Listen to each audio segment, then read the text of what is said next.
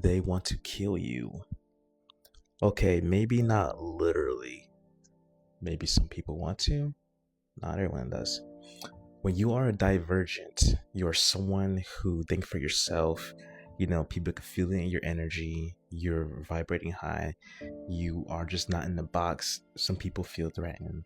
And sometimes there are people who are like you, but they're afraid to be their authentic selves. So being a divergent is the fact that you're not afraid to be your authentic self. You're not afraid to think outside the box. And people feel that. Like I said, they feel threatened.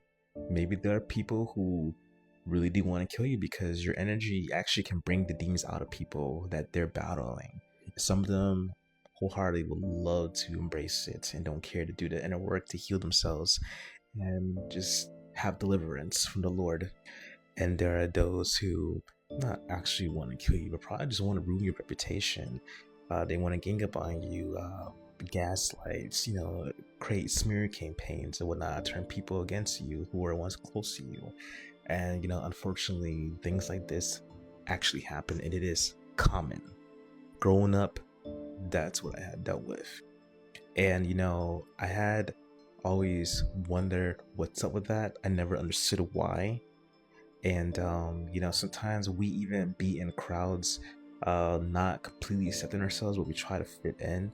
And in a way, in back of my mind, it was like I was experimenting. We'll be in a crowd of people who you consider as superficial. For example, story of my life sometime. It's not like it was outside of school thing, it was more like in school thing, certain groups. Even though some of these people were actually cool for me, they actually admired me, regardless I was, the quiet one, did my own thing. They admired that. But some people just, regardless even if you dress like them, talk like them, listen to the same music as them, act like them, they still feel that you are on a different wavelength than them. And then, I was still, okay, I said I was still, I was blamed for something I didn't do. I was still targeted. And, so I always kept asking, God, where did I belong? Why did this keep happening? What did I do wrong? What was my mistake? And we all know that the Lord answers your questions whenever you keep asking a question.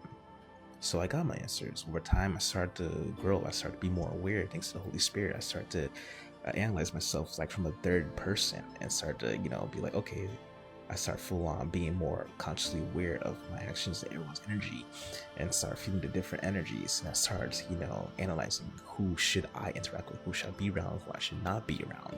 It's not just that I see their actions, but also their energy. It was like, this is one of the things that helped me exercise, tuning into my intuition a lot more. And I could say it is phenomenon. These are the kind of things that was one of the reasons why, trigger warning, was I was so depressed that I hurt myself. But it was one of the things that I became so grateful for, because without those experiences, I wouldn't have grown to my intuition. I wouldn't have grown to love myself. But one of the reasons to grow to love myself. And but sadly, unfortunately, as Divergent, as someone in society who thinks for yourself and question everything and see through this matrix, sadly, there are people who really would want to take you out. Like I said, some people fully want to embrace their demons, don't want to heal, and they're consciously aware of the demons that they have.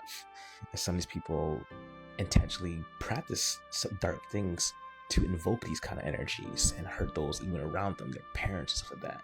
For example, like in 6th grade, there was this one student who was just, I can't say he practiced stuff, but as someone who was always sensitive to energies at a young age, even though I didn't completely understand spiritual gifts, this kid was just fully embracing how bad he was. He did not give two fucks. He literally was a psychopath.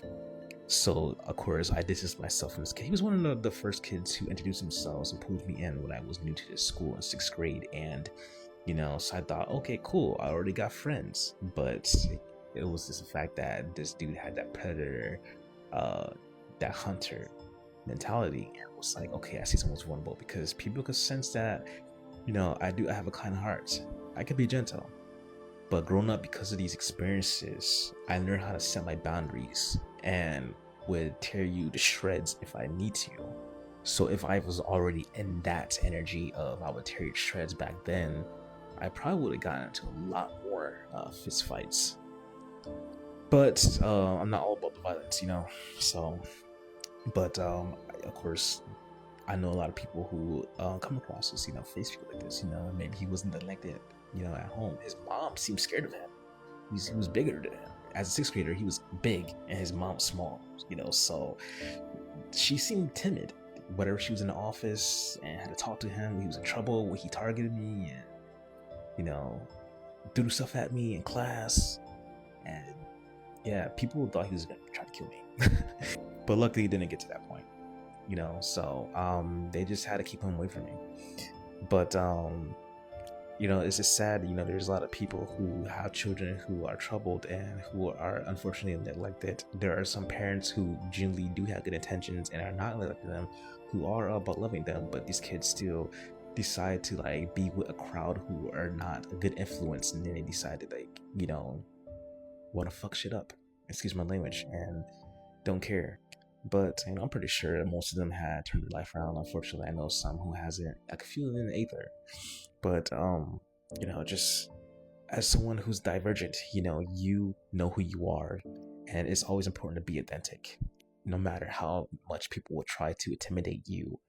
Even if you feel like your life is threatened, you're here for a reason. God made you who you are for a reason, and you're here to open the minds of other people and bring them to higher consciousness. And that's what we will continue to do.